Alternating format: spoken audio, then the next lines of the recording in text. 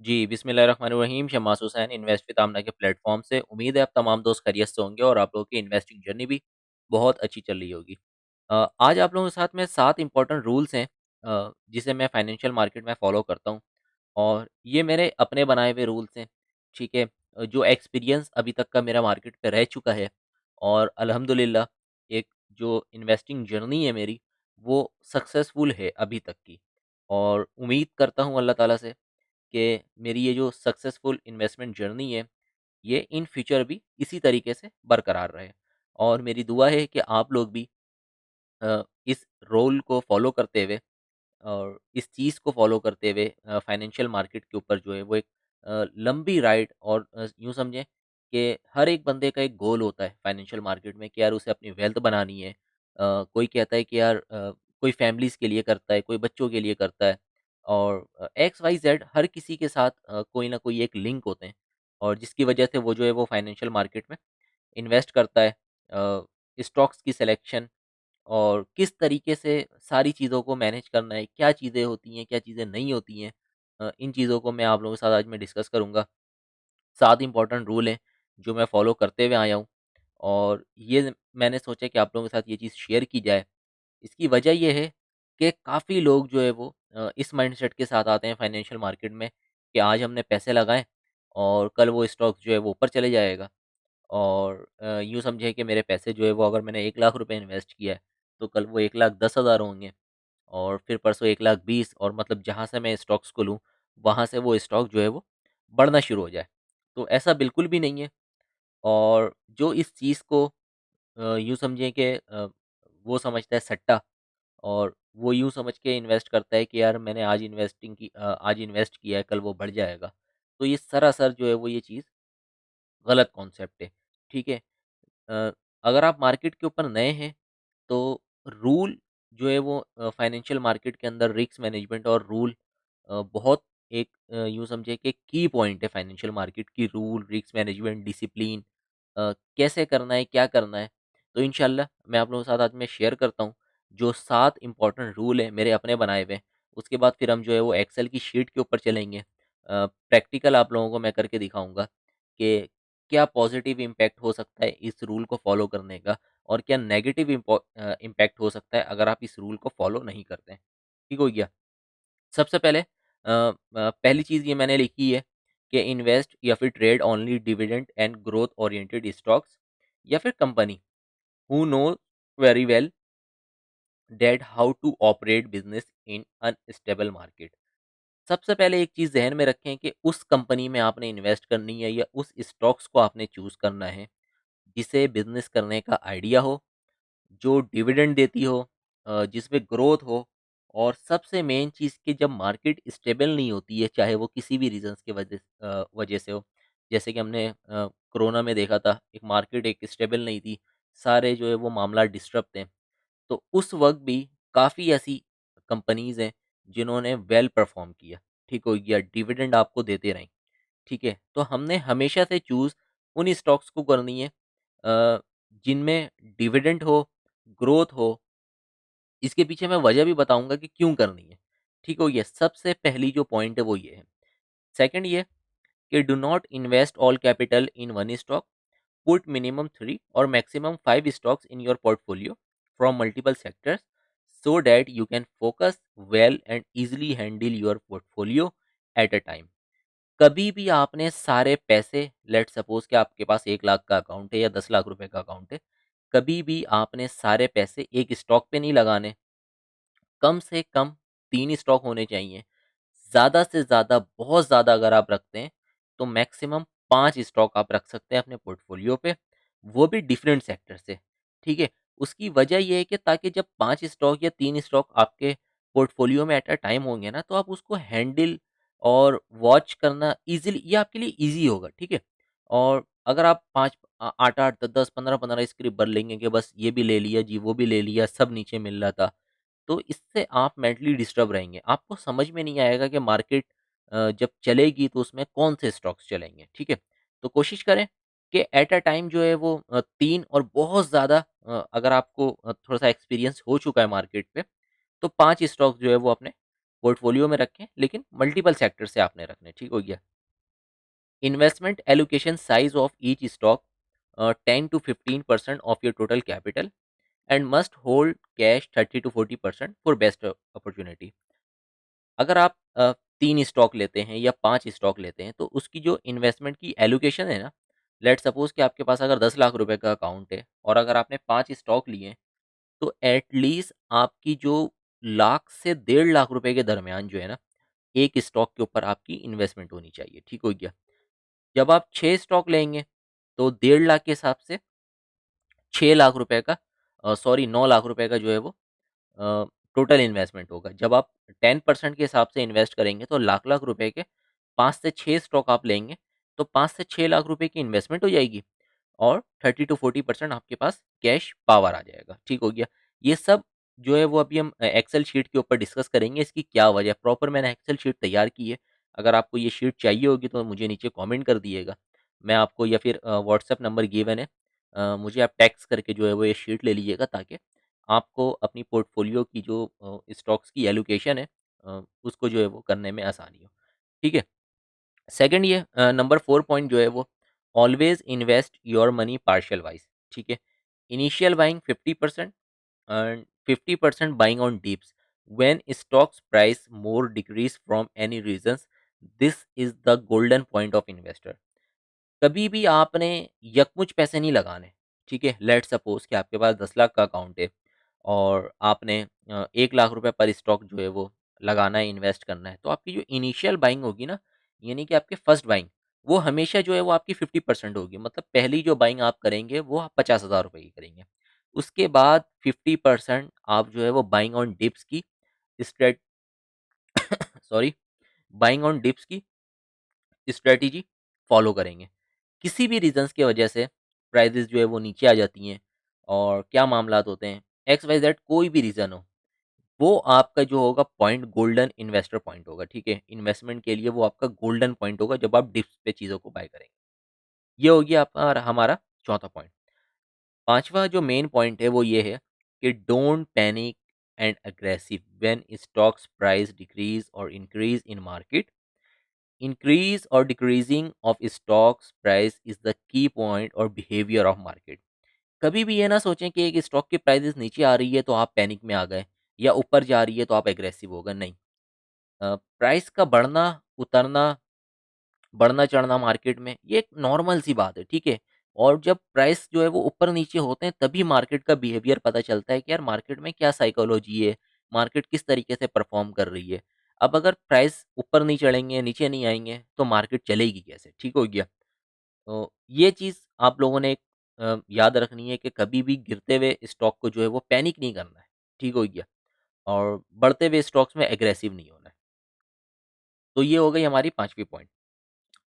6 point है छठे number पे हमारे पास कि do not book loss until you get confirmed that the company is going to be proper shutdown, because every company face temporary issue या फिर pressure like taxes, government policy, import export, maintenance, etc.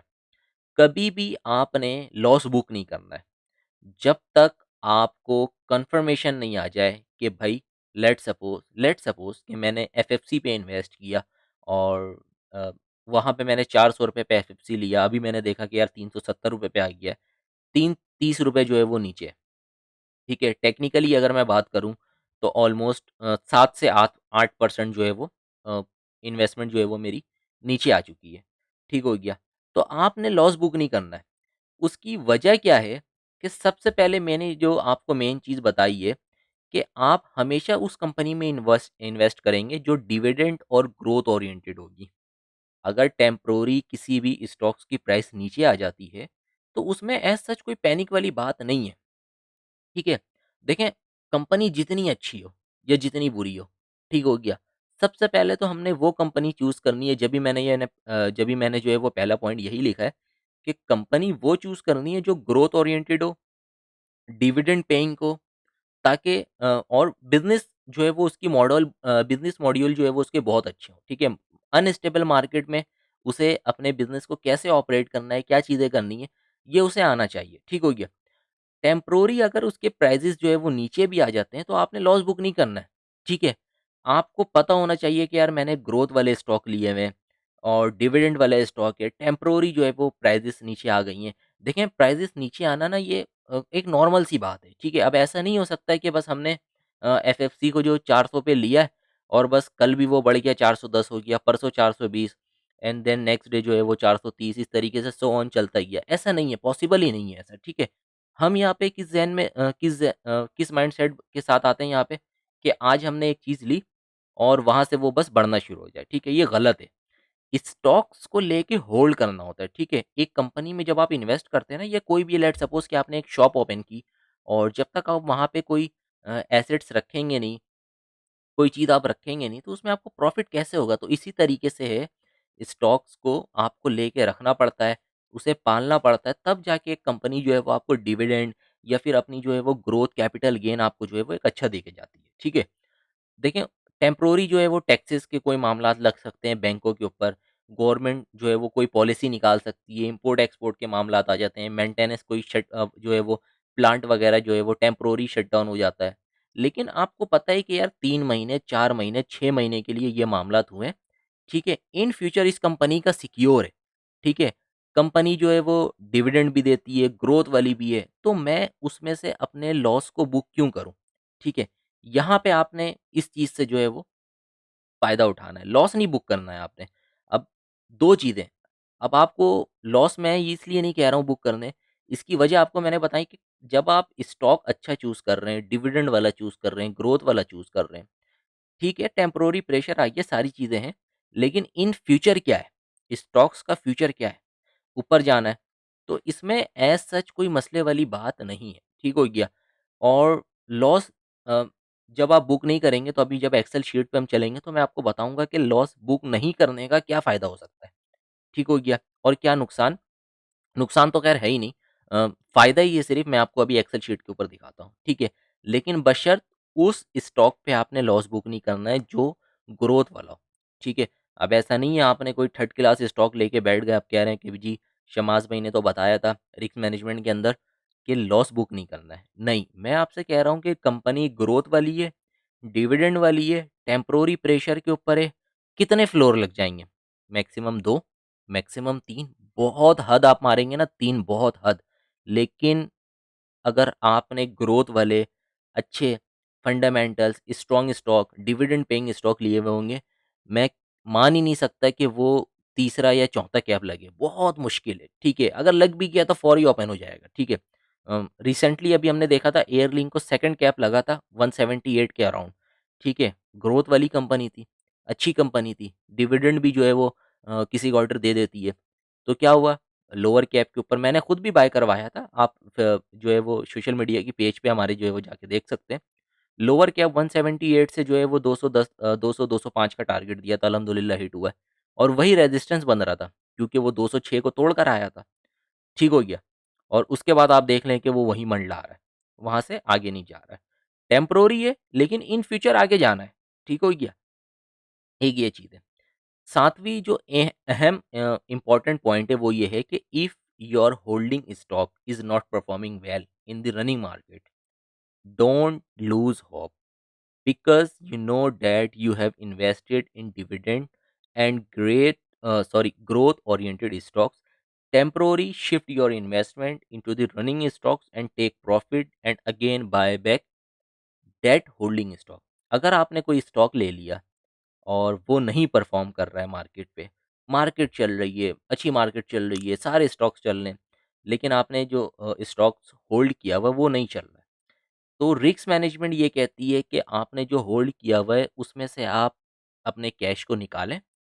जो running item है, let's suppose कि आपने कोई cement sector ले लिया, cement sector वो नहीं चल रहा मार्केट में। एक्सप्लोरेशन चल रही है, पावर चल रहे हैं, टेक्नोलॉजी चल रही है, फर्टिलाइज़र चल रहे हैं और सीमेंट नहीं चल रहा। तो सीमेंट में से आप अपने पैसे को निकालेंगे और जो रनिंग आइटम है मार्केट के ऊपर पैसे को वहाँ डालेंगे। वहाँ से आपको नफ़ा-नुकसान दोनों हो सकता है, ठीक है? लेकिन जब आप समझ के तरीके से डालेंगे तो इंशाल्लाह आपको नफ़ा ही होगा। नफ़ा होता है, प्रॉफ़िट को लें, बाहर आएँ, वापिस आप जो है वो सीमेंट सेक्टर में इन्वेस्ट कर दें, क्योंकि ज़ाहिर-सी बात है जब रनिंग मार्केट में सीमेंट सेक्टर ने परफ़ॉर्म नहीं किया, जब मार्केट थोड़ी साइडलाइन हो जाएगी तो जो नहीं चलते हैं, वो फिर स्टॉक चलना शुरू होते हैं। वापस आप जो है वो सीमेंट सेक्टर का जो भी शेयर आपने लिया हुआ था, बायबैक कर लें उसको। पैसे को पार्क करके नहीं छोड़ना है, ठीक हो गया? तो ये 7 इम्पोर्टेंट रूल थे, जो मैं फ़ॉलो करते हुए आया हूँ और मैंने फ़ॉलो किया भी है। और अल्हम्दुलिल्लाह मेरे साथ जितने जुड़े लोग हैं, वो इस रूल को फ़ॉलो कर रहे हैं। तो उम्मीद है कि ये जो फाइनेंशियल मार्केट की जो रिस्क मैनेजमेंट मैंने बनाई है, जो मैं फ़ॉलो करता हूँ, वो मैंने आपको अभी आसान लफ्ज़ों में बिल्कुल समझाया है, वो आपको समझ में आया होगा, ठीक है? अगर आप इन 7 रूल को 7 इन्वेस्टमेंट रूल जो है वो फाइनेंशियल मार्केट में अगर आप फ़ॉलो करते हैं ना, इंशाअल्लाह अल्लाह की ज़ात से बड़ी उम्मीद है कि आप एक अच्छे सक्सेसफुल इन्वेस्टर जो है वो बन सकते हैं। ठीक है, अब हम चलते हैं एक्सेल शीट की तरफ। कुछ चीज़ें आप लोगों के साथ मैं शेयर करूँगा, यहाँ पर हम आते हैं।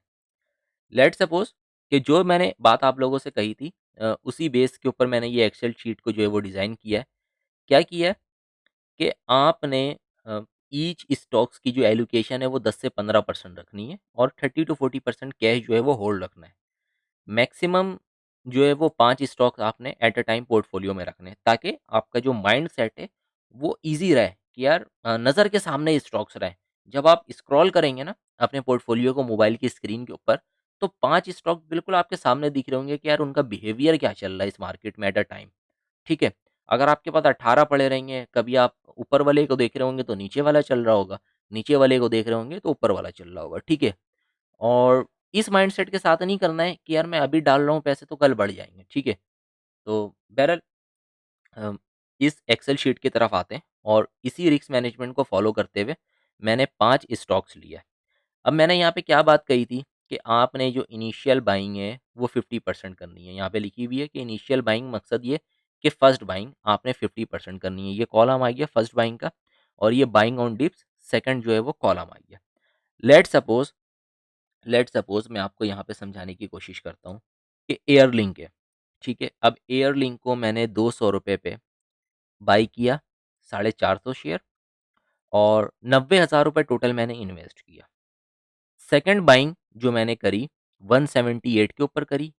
जितने शेयर मैंने लिए थे वापस उतना ही शेयर मैंने लिया 450 के ऊपर और ₹80,000 मैंने इन्वेस्ट किया।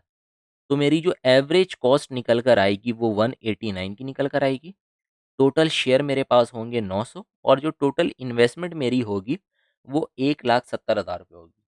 उससे पहले एक चीज़ आपको बता दूँ कि मैं एक डमी अकाउंट के ऊपर ये मैंने बनाया है कि आपके पास 10 लाख रुपए का कैपिटल है। उससे आप इस चीज़ को आप अपने जो है वो इन्वेस्टमेंट जर्नी को आप इस मार्केट पे रन कर रहे हैं, ठीक है? 10 लाख के अकाउंट से। तो आपने पहली बाइंग ₹200 के ऊपर कर ली 450 शेयर, सेकंड बाइंग आपने 178 के ऊपर कर ली 450 शेयर्स की। टोटल जो आपका कॉस्ट है वो 189 निकल कर आया पर शेयर का कॉस्ट, ठीक हो गया? 900 शेयर आपके पास आए, टोटल जो आपकी इन्वेस्टमेंट हुई 1,70,000 की। चूँकि 10 लाख रुपए का अकाउंट था तो 17% की एलोकेशन आपने एयरलिंक को दे दी, ठीक हो गया? इसी तरीके से पीपीएल है 186 के ऊपर आपने 400 शेयर्स जो है वो बाय किया। सेकंड बाइंग आपने ₹170 पे किया 400 शेयर। आपका जो कॉस्ट निकल कर आएगा वो निकल कर आएगा 178। टोटल शेयर जो आपने बाय किए थे वो हो गए आपके 800 शेयर। 14% जो है वो आपने एलोकेशन 10 लाख रुपए में से पीपीएल को दे दी। सेम वाइस वर्सा ओजीडीसी 208 के ऊपर आपने 400 शेयर बाय किए। 195 के ऊपर अगेन आपने जो है वो 400 शेयर बाय कर लिया। एवरेज कॉस्ट जो है वो आपकी 201.5 मतलब 201.50 जो है वो आपकी कॉस्ट निकल कर आई। 800 शेयर थे आपके पास, 1,61,000 आपने इन्वेस्ट कर दिया। 16% की एलोकेशन आपने इस स्टॉक्स में दे दी। ठीक हो गया। हब पावर 133 के ऊपर आपने 700 शेयर जो है वो बाय किया और सेकंड बाइंग आपने डिप्स के ऊपर की 125 के ऊपर 500 शेयर आपने बाय किया। कॉस्ट जो आपको निकल कर आई है वो 129 की निकल कर आई है और 1,55,000 आपने जो है वो इसमें इन्वेस्ट किया जो कि 16% बनता है 1,55,600 ये 10 लाख के ऊपर। पाँचवीं जो आपने स्टॉक ली वो माड़ी 780 के ऊपर आपने जो है वो 120 शेयर लिए। फिर ₹500 के ऊपर आपने जो है वो buying on dips second buying आपने 120 शेयर लिए जो आपका एवरेज कॉस्ट है वो निकल कर आया ₹640। टोटल शेयर आपके पास जो है वो 240 हो गए। 15% की एलोकेशन जो है वो आपने इसमें दे दी। अब यहाँ पे एक चीज़ समझने की बात है कि जब आपने 10 लाख के ऊपर टोटल जो इन्वेस्ट कर दिया वो 78% कर दिया। ठीक है, इसे आप चाहें तो ऊपर नीचे भी कर सकते हैं। 78% करने के बाद आपके पास जो कैश निकल कर आया वो 22% का कैश इन हैंड निकल कर आया। आपने जो टोटल इन्वेस्टमेंट की उसकी जो वैल्यू है वो 7,82,900 रुपये। ठीक है, आपके पास जो कैश इन अकाउंट में पड़ा हुआ होगा 10 लाख के बाद वो 2,17,100 रुपये पड़े हुए होंगे। इस मीन डेट के 21 से 22% आपके अकाउंट में कैश पड़ा हुआ होगा। ठीक है, लेट सपोज कि यहाँ पर मैं बात कर लेता हूँ करंट रेट की। ठीक हो गया।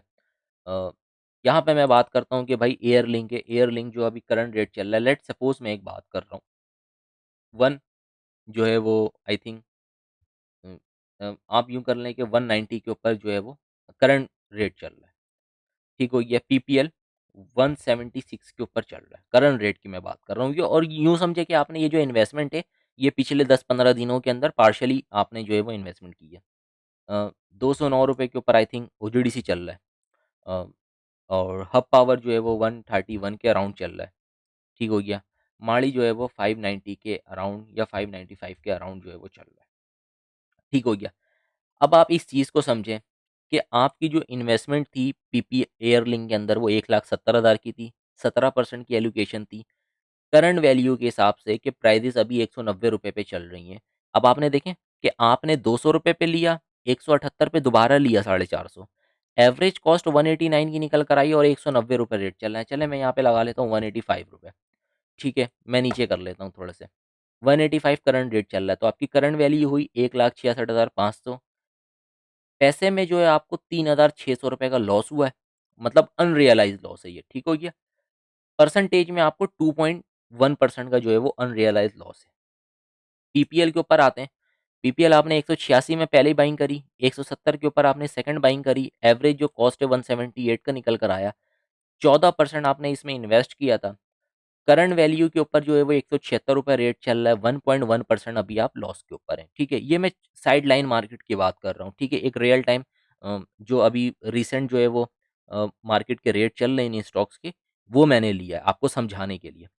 ओजीडीसी आपने ₹208 के ऊपर पहली बाइंग कर ली, सेकंड बाइंग आपने 195 के ऊपर कर ली। एवरेज जो कॉस्ट है वो आपका ₹201 निकल कर आया। अभी जो प्राइस चल रही है वो ₹209 चल रही है। ₹6,000 का लेट्स सपोज़ कि इसमें आपको अनरियलाइज़्ड प्रॉफ़िट है, जो कि परसेंटेज में बनता है 3.7%। इसी तरीके से हब पावर 133 के ऊपर आपकी पहली बाइंग थी, सेकंड बाइंग जो आपने करी वो ₹125 पे करी।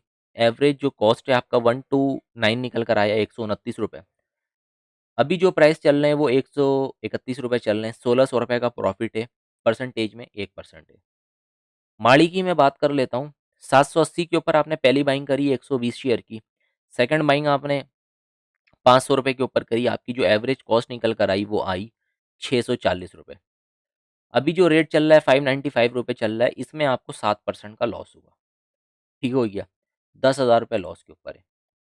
टोटल आपने जो इन्वेस्ट किया 7,82,000 इन्वेस्ट किया था। 2,17,000 आपके जो है वो अकाउंट में कैश इन अकाउंट का मतलब लेजर जो बैलेंस शो हो रहा होता है मोबाइल ऐप के ऊपर वो था। करंट वर्थ जो हो गई आपकी इस वाली वैल्यू को और इस वाली वैल्यू को मैंने लिया है। मैं चेक भी करवा देता हूँ आप लोगों को। कैश इन अकाउंट प्लस और ये जो करंट वैल्यू है वो मैंने लिया।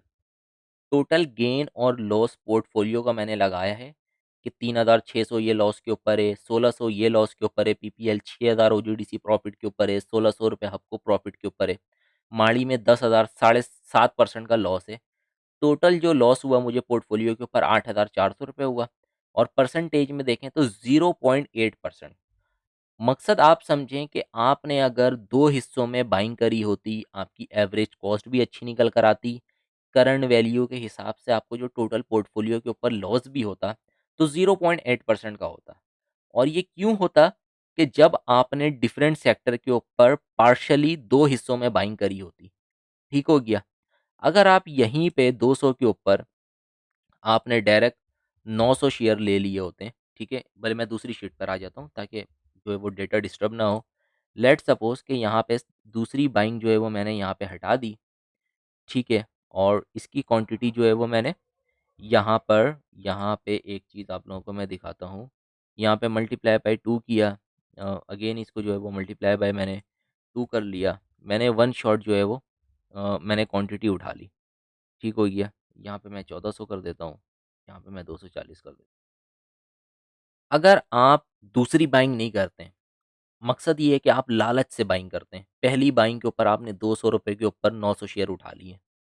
200 के बाद प्राइस अभी चल रही है ₹190। टेक्निकली हम देखें तो 9000 का लॉस होता है, ईच स्टॉक के ऊपर 5% है।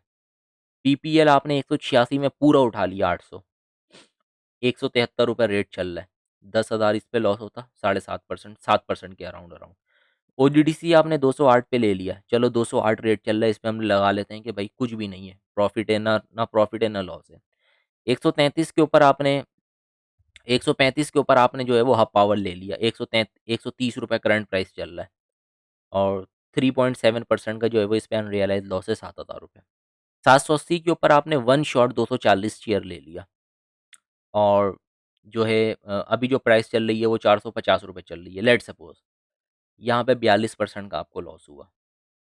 टोटल जो लॉस हो रहा है आपको, अब आप इस चीज़ को समझें कि यहाँ पे एक स्टॉक के ऊपर जब आपको 42% का जो लॉस हो रहा है, 42%, मकसद ये कि माड़ी कंटिन्यू 4 फ्लोर लगेगा, माड़ी 4 फ्लोर, ठीक है?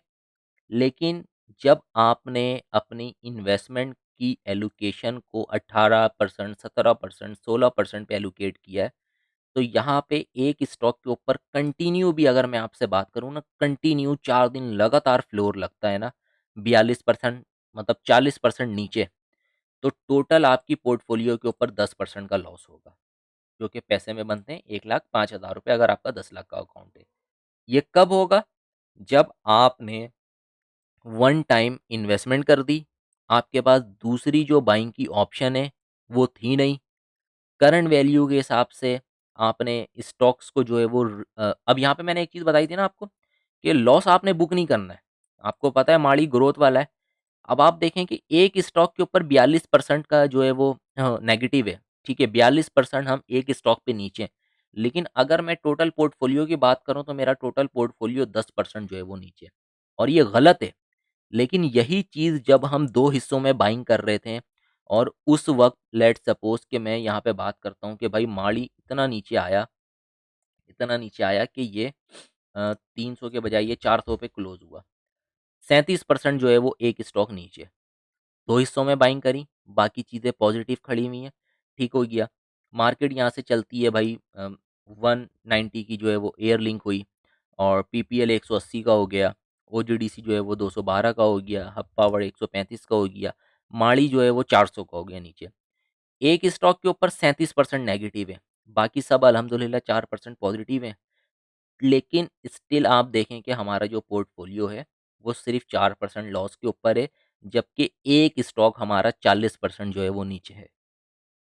तो फ़र्क समझ में आया आपको कि इनिशियल बाइंग अगर आप यहाँ पे कर देते हैं और आपका 40% जो है वो सेम वाइस वर्सा अ, माड़ी नीचे होता, 40% नीचे 4 फ्लोर कंटिन्यू, आपका टोटल पोर्टफोलियो 10% नीचे होता। लेकिन अगर आप यही 2 हिस्सों में बाइंग करते हैं, आपका एक स्टॉक नीचे भी होता तो आपका सिर्फ़ टोटल पोर्टफोलियो 4% नीचे होता। ठीक है? कोई ऐसे मसले वाली बात नहीं थी। मार्केट अगेन बुल होती, ठीक है? यहाँ पे आपके रेट जो है वो बढ़ते हैं। 185, 218, 138, लेट्स सपोज़ के ₹420 माड़ी बढ़ा। तो आपका पोर्टफोलियो 1.9% नीचे होता है, जो कि ₹18,000 बनता है। तो ये होती है बाइंग, ये होती है रिस्क मैनेजमेंट, ये होती है जो है वो सारी चीज़ें कि जब आप 2 हिस्सों में बाय करते हैं, ठीक है? परसेंटेज एलोकेशन आप जो है वो सेम रखते हैं, अपने पास कैश रखते हैं, सारी चीज़ें, तो आपका पोर्टफोलियो ऐसे चल रहा होता है। और यही मैंने मिसाल दी कि आपके पास दूसरी बाइंग की जो है वो ऑप्शन ही नहीं थी, आपने वन शॉट सारी बाइंग कर ली और यहाँ पे आपका एक स्टॉक जो है वो नीचे आ गया। लेकिन फिर भी वन शॉट भी आपने बाइंग करी तो आप देखेंगे 10% आपका पोर्टफोलियो नीचे, ठीक है? और एलोकेशन आप देखेंगे किस तरीके से आपने एलोकेशन किया है। तो ये बेसिक मकसद है ट्रेडिंग को करने का या इन्वेस्टमेंट को करने का किसी भी फाइनेंशियल मार्केट। 4-5 स्टॉक आपके पास जो है वो होने चाहिए 15%, 18% की एलोकेशन के ऊपर जो आपकी टोटल कैपिटल है। और जब आप इस तरीके से किया, अभी आपको मैंने रियल टाइम एक्सेल शीट के ऊपर मैंने दिखाया कि 2 हिस्सों में जब आप बाइंग करते हैं तो नेगेटिव मार्केट के ऊपर भी बहुत ज़्यादा 2 ढाई % आपका जो पोर्टफोलियो नीचे होता है। और थोड़ी-सी मार्केट अच्छी होती है, तो जो है वो 1 आध % जो है वो आपका पोर्टफ़ोलियो नीचे होता है, ठीक है? और मार्केट अगर 2-3 दिन कंटिन्यू बुल मार्केट आ जाए, तो माशाल्लाह फिर जो है वो आपका टोटल पोर्टफ़ोलियो ग्रीन हो जाता है, ढाई 3-4% जो है वो उसमें प्रॉफ़िट आ जाता है, ठीक है? लेकिन यही अगर आप इन्वेस्टमेंट जो है वो वन शॉट कर देते हैं और जो है वो अच्छा इन सारी चीज़ों के ऊपर मैंने आपको ये बात बिल्कुल भी नहीं कही कि आपने लॉस बुक करना है लाज़मी। हालाँकि हमने माड़ी पे लॉस भी बुक नहीं किया, फिर भी आप देखें कि अगर हमने जब डिसिप्लिन फ़ॉलो किया, रिस्क मैनेजमेंट को फ़ॉलो किया, तो हमारा पोर्टफ़ोलियो कहाँ पे खड़ा हुआ है। तो ये समझाने का मकसद ये था कि जब आपको पता है कि यार स्टॉक्स अच्छे हैं, डिविडेंड पेइंग है, तो टेम्परेरी 4 फ्लोर भी आप बर्दाश्त कर लें, ठीक है? लॉस बुक ना करें। इन फ्यूचर देखें कि कंपनी का फ्यूचर क्या है। करंट सिनेरियो ना देखा करें कंपनी में कि यार आज कैप लग रहा है या लोअर कैप लग रहा है, फ्लोर हो रहा है, तो कल क्या हो सकता है? नहीं। इन फ्यूचर देखें कि अगर मैं आज इसमें से लॉस बुक कर लेता हूँ और कल को इन फ्यूचर ये कंपनी तो अच्छी है और ऊपर चले जाती है 3-4 महीनों के बाद, तो मैं पागल हूँ मैं जो लॉस बुक कर रहा हूँ। तो इस तरीके से आप अपनी जो है वो रिस्क मैनेजमेंट को कर सकते हैं। ये वीडियो बनाने का मकसद ये था कि जो न्यू मेंबर्स हैं उन्हें तो मैंने वॉइस पे भी समझा दिया था, लेकिन कुछ कह रहे थे कि यार शमाल भाई थोड़ा-सा डिटेल में समझाएँ। तो ये बेसिकली मैंने जो वीडियो बनाया, आप लोगों को ये चीज़ समझाने के लिए कि परसेंटेज एलोकेशन किस तरीके से करनी है पर स्टॉक की, सारी चीज़ों को सेटल डाउन कैसे करना है। लॉस जो है वो आपने बुक नहीं करना है जब आपको पता है कि कंपनी ग्रोथ वाली है। तो उम्मीद है कि ये वाली जो वीडियो है आज की, मेरी पसंद आई होगी। फर्दर कोई क्यूरी हो कोई सर्विस से रिलेटेड अगर कोई कुछ चीज़ जानना हो, तो आप मुझे इस नंबर पे व्हाट्सएप कर सकते हैं। अपने भाई को दें इजाज़त। अल्लाह हाफ़िज़।